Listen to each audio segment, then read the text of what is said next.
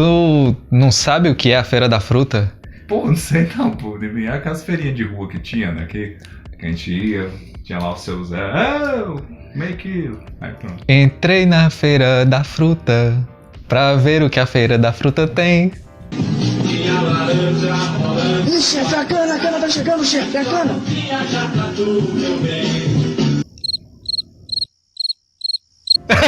Nunca ouviu? Cara, que bota réu é isso, mano. Sabe por quê? Por quê? Porque eu sou o Joker, o Coringa, o Joker, o palhaço. E eu preciso fazer alguma coisa pra me alegrar. Eu sou um palhaço, eu sou o Coringa, o palhaço, o Joker, o palhaço.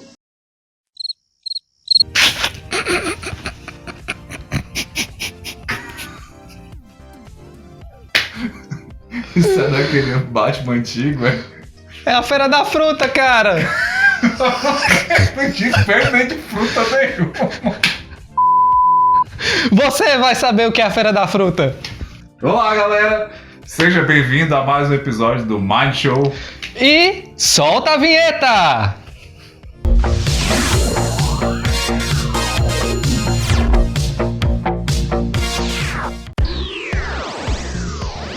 Olá, você que está aí sentado, curtindo aí o seu almoço ou curtindo um momento de descanso, seja muito bem-vindo a mais um vídeo do Mind Show. E hoje nós vamos falar sobre um dos filmes mais incríveis sobre super-heróis, quer dizer, sobre o universo de quadrinhos, né? Porque não é bem sobre um super-herói que a gente vai falar. Né? Exatamente, e é um filme que foi lançado em 2019 e que impressionou muita gente pela profundidade que ele desenvolve os seus personagens, que é o filme Coringa.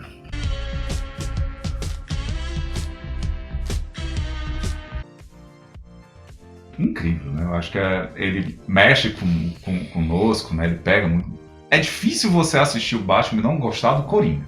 Muito difícil. Por conta desse jeito dele, né? Dessa liberdade que ele se coloca. Não é uma liberdade caótica, né? Do personagem. Você não sabe se ele é bom, se ele é ruim, o que é que ele vai fazer, o que é que ele não pode fazer. Se ele vai fazer uma brincadeira na hora que era pra fazer algo, sei lá, algum roubo, algum delito. É desse jeito. E esse filme ele é muito interessante porque é um filme que traz um teor psicológico muito forte, muito forte. E aí não tinha como a gente não falar sobre ele. Exatamente. E para deixar você avisado, nós vamos precisar falar de spoilers do filme todinho, porque não tem como a gente abordar o filme colocando as teorias da psicologia sem dar spoiler do filme. Então, esse vídeo vai ser uma metralhadora de spoiler. Se você não viu o filme do Coringa, dá pausa nesse vídeo, corre lá para assistir porque esse filme é maravilhoso, sensacional. Se você não se preocupa com spoilers, então vem com a gente que a gente vai falar sobre esse filme agora. Alô, é bom estar aqui.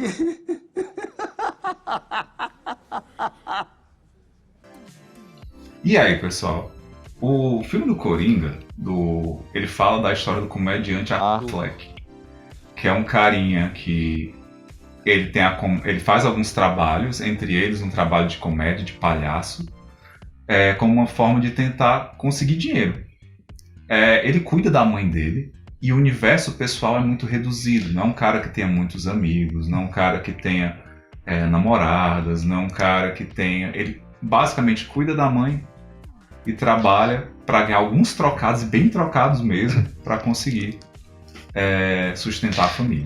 Ele não tem amigos, ele tem colegas ali do trabalho que interagem eventualmente com ele, mas na sua essência ele é uma pessoa isolada, ele vive sozinho e cuidando da mãe, tentando tirar uns trocados num emprego assim bem subemprego mesmo, né? Aquilo que ele faz, né? Ele fica fazendo anúncios na rua vestido de palhaço, segurando uma placa, e aí ele é vítima de violência, a galera do bairro não respeita ele, o pessoal agride ele. Então isso começa a mostrar para ele como a vida pode ser cruel, como a vida é dura, né? E como as pessoas elas não se importam com as outras. E ele vai começando a absorver essa ideia. E aí existem dois pontos fundamentais, né, que a gente já pode colocar no perfil psicológico dele. Uma, Aliás, 3 pontos fundamentais. O Arthur Fleck, ele tem um transtorno visível de tique. O que é transtorno de tique? O transtorno de tique se caracteriza por vocalizações ou movimentos involuntários. Ou seja, o sujeito faz aquilo dali sem que ele tenha o menor controle sobre. Isso, é um impulso que vem, e aí quando esse impulso ele tá se manifestando, a pessoa ela começa a manifestar os tiques que podem ser de diversas ordens, né? Tem tiques de movimento, tem tiques vocálicos, onde a pessoa ela pode fazer sons, ou ela pode falar algo, ou ela pode imitar algum tipo de som. Então esses tiques eles acontecem de forma que a pessoa não controla eles. Exato. E no caso do Arthur Fleck, ele tem um tique. O tique dele é um tique de riso. Ele ri. E ele ri em momentos onde ele está nervoso. E aí um parênteses interessante que a gente pode falar sobre os transtornos de tiques é que assim, esses movimentos involuntários não tem como você controlar. Não há cura para um transtorno de tique. Mas você pode identificar momentos onde desencadeia a crise de tique, onde eles ficam mais intensos. Por exemplo, existe de repente pacientes que têm algum tique de motor, mas quando estão numa situação ansiogênica, poxa, eu tenho que apresentar um trabalho. Não, eu tô aqui diante de um jogo que eu invisto muito minha energia desse jogo e aquilo dali acaba desencadeando o tique, né? Ele fica mais forte. O Arthur Fleck, na hora que ele vai passar por situações que são difíceis para ele, ou que ele se sente desrespeitado, ou situações onde ele fica nervoso, ou situações onde ele precisa tomar uma atitude, mas não consegue, o riso ele vem.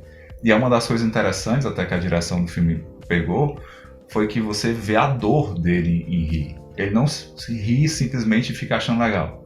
É um riso e ao mesmo tempo uma dor, uma tentativa de controlar, mas sem conseguir controlar. É importante frisar que em situações de estresse, quando o indivíduo ele tem esse tipo de problema, esse estresse vai potencializar os tiques. Exato. Então, por isso que todas as situações difíceis que ele vai passando no filme, que são situações estressantes, ele começa a rir. Então, tem uma situação, por exemplo, que é muito interessante no ônibus, que ele tá tentando ser engraçado com a criancinha, né? E a mãe da criancinha começa a escorraçar ele do nada. Sim. E aí o espectador, ele vê essa visão que o diretor tenta passar de tipo assim, as pessoas elas podem ser cruéis em situações que não há a menor necessidade, né? E aí naquele momento, o Arthur, ele começa a rir dentro do ônibus descontroladamente, porque ele se sente incomodado, porque na cabeça dele ele estava fazendo uma coisa legal, ele estava fazendo a criança rir.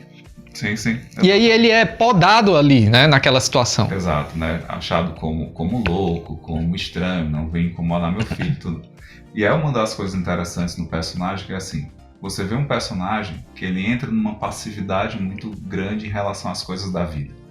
Ele é um cara que na hora que ele está ali diante dos colegas de trabalho, diante das dificuldades de trabalho, diante do chefe, diante da mãe, ele tem um perfil muito passivo em todas as relações.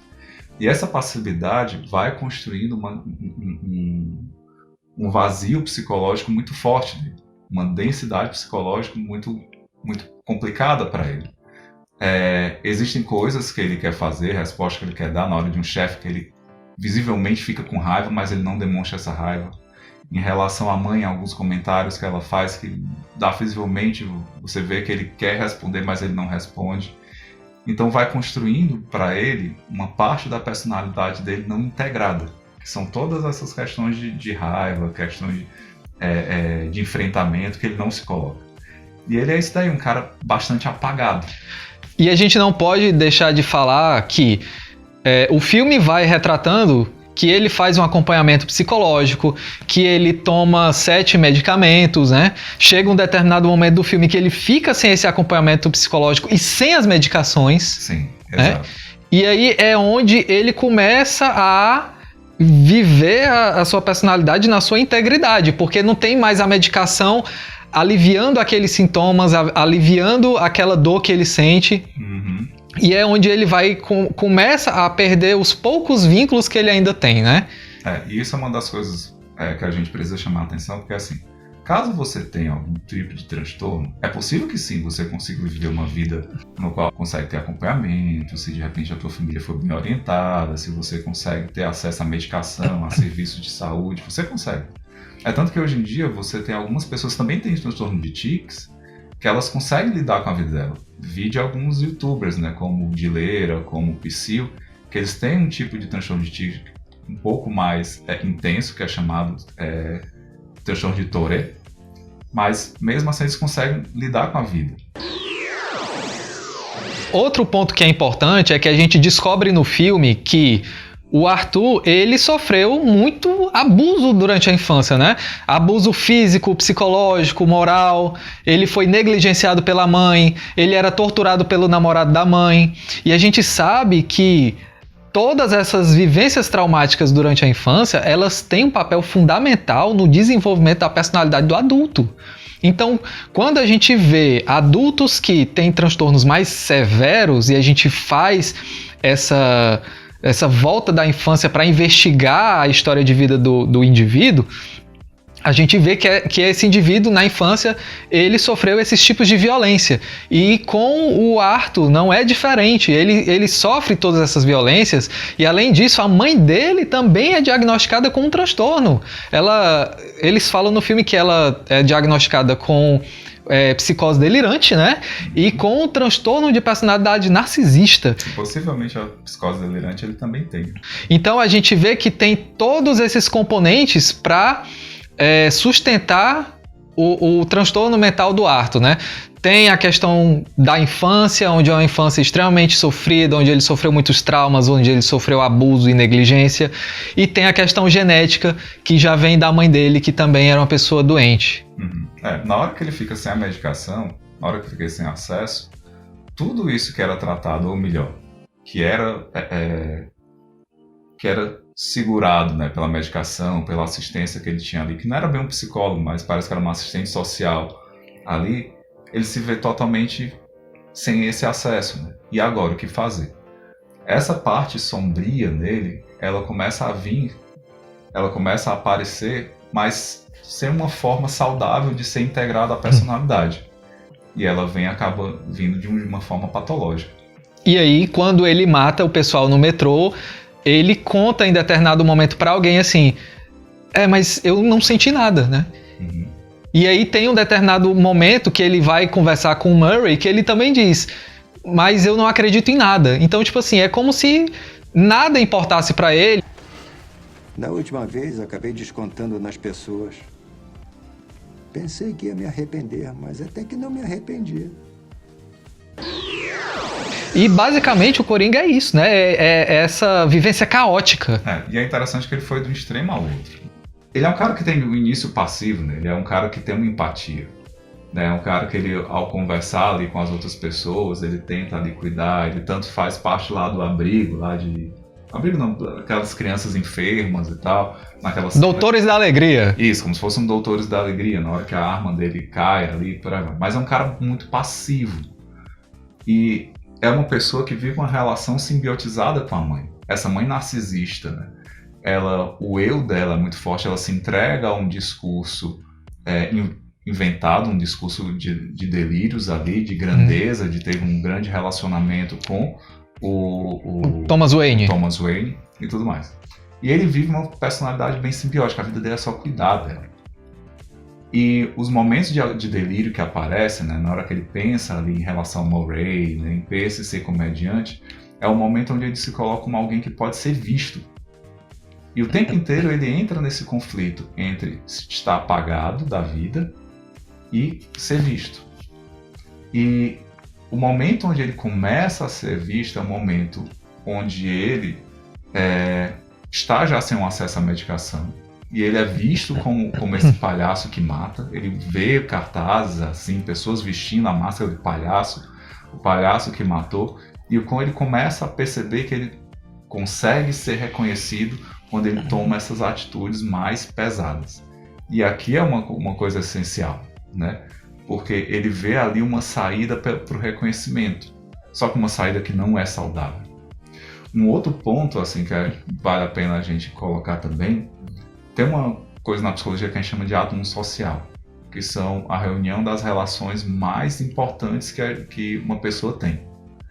Para mim sei lá, meu filho, meu pai, minha mãe, meus filhos, né? Minha esposa e tudo mais, a psicologia, tal amigo.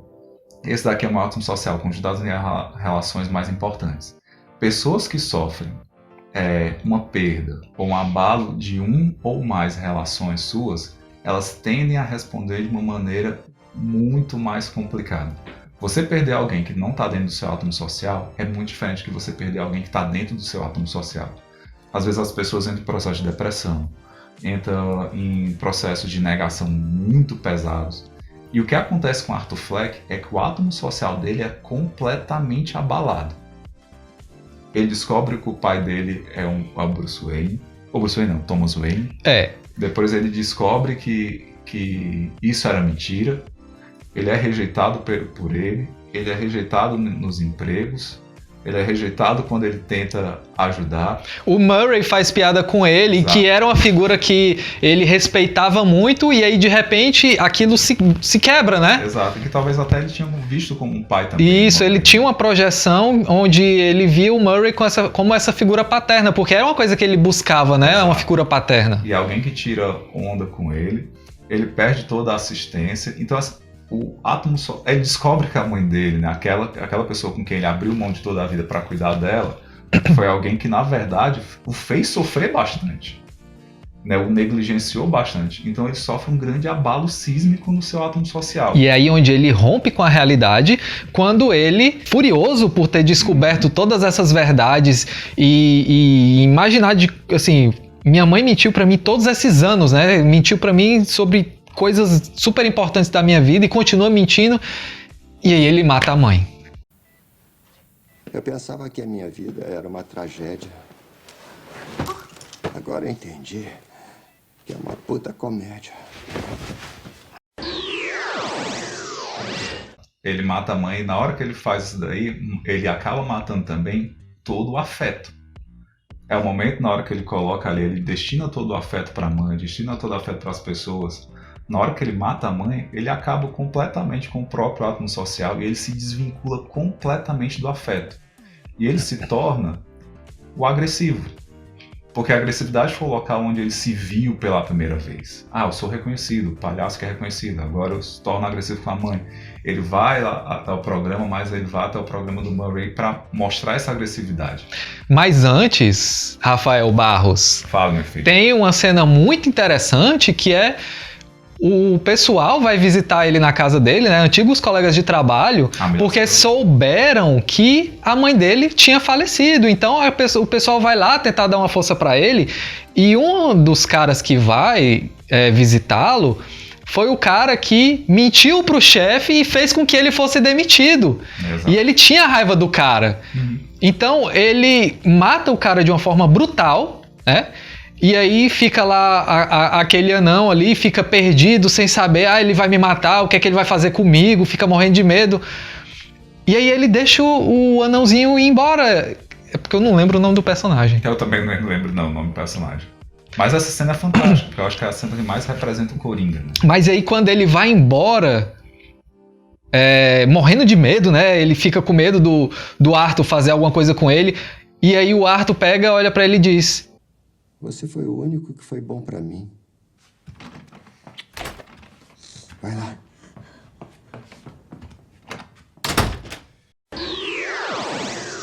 Então você vê que o tempo todo ele estava buscando o quê? Ele estava buscando que as pessoas fossem legais com ele. Ele estava querendo se integrar nos grupos, ele estava querendo se integrar de forma social, só que ele não estava encontrando abertura. Porque o tempo todo ele era excluído desse convívio social, o tempo todo ele era visto como estranho e esquisito e as pessoas se afastavam dele. Essa cena ela é muito marcante porque ela mostra com clareza esses elementos. E uma das coisas assim que é interessante que o Léo acabou de trazer é o como esse filme ele fala sobre exclusão. E o como esse filme fala sobre exclusão e a falta de acesso à assistência, a falta de acesso a algo que te apoie. Porque não é porque ele tinha um transtorno que ele fez isso. Na verdade, foi a falta de assistência que o levou a isso. Foi o processo de exclusão que o levou a isso. Na hora que você tem um transtorno, mas você se encontra você tem momentos onde as pessoas fazem ações de inclusão contigo.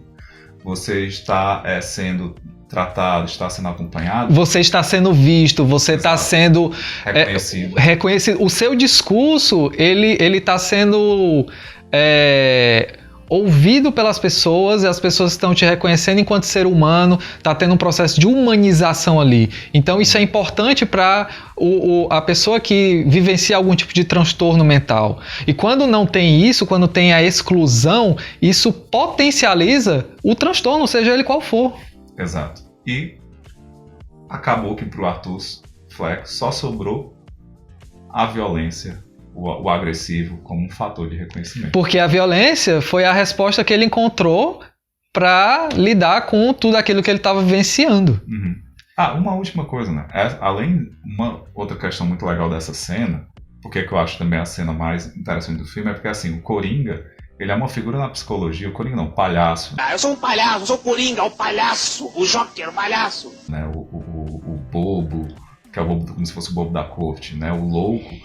Ele é uma figura que é muito comum, a representação dele tá a ver com...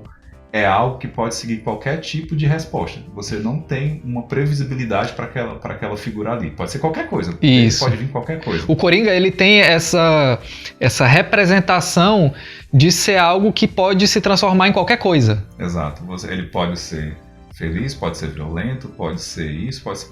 Não há uma questão de causa e efeito. É imprevisível, é uma figura imprevisível. E aquela cena traz uma figura imprevisível também, né? Será que ele vai matar? Será que ele não vai matar? Ele matou? Não, mas aqui ele liberou, mas aqui ele dá acaba, sei lá, eu acho que ele dá um beijinho na cabeça do anão, né?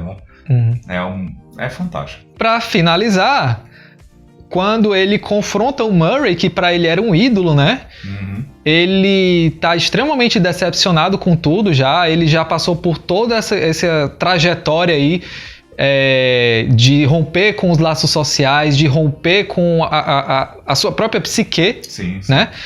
E ele simplesmente fala de como ele se sentiu rejeitado, né? Ele tem uma cena lá que é muito legal, que ele fala de como as pessoas não olham para quem tá sofrendo, de como as pessoas passam por cima sem se preocupar, de como as pessoas não têm empatia. E aí logo em seguida ele demonstra essa falta de empatia. Exato. Porque ele mata o ídolo dele. Quer ouvir outra piada, Murray? Não, a gente já ouviu muita piada hoje. O que você consegue afim, quando cruza um doente mental solitário com a sociedade que abandona ele e trata como lixo esse cara? Liga pra polícia, Eu digo que consegue! Pode ligar pra polícia! Você consegue a merda que merece! E é exatamente nesse momento, depois disso, é que ele é mega ovacionado pelas pessoas que estão na manifestação. Na hora que ele sofre um acidente de carro, as pessoas levantam, ele levam, e ali ele tem um momento de reconhecimento, mas da pior forma possível. É onde a personalidade dele está completamente desintegrada. E é isso. A gente espera que você tenha gostado do vídeo. Comente, curta, compartilhe. Conta aqui nos comentários o que é que você achou do filme do Coringa. Conta pra gente também o que é que você achou da questão que a gente abordou sobre os transtornos e sobre essas questões de exclusão e de falta de acesso aos serviços de saúde mental. E se você também quer que a gente fale aprofundado sobre algum desses temas, né? Seja dos transtornos, seja a questão de passividade, agressividade, seja lá em qual desses assuntos você gosta, faz um vídeo falando um pouquinho mais sobre isso, tá certo? Então, gente, não se esqueçam de curtir, não se esqueçam de compartilhar e ativar o sininho para os próximos vídeos. E um grande abraço e até a próxima. Até a próxima, pessoal. Tchau! E eu, por assistir esse vídeo aqui, saberei também. Eu não faço ideia que é essa. Então vamos lá. Da fruta.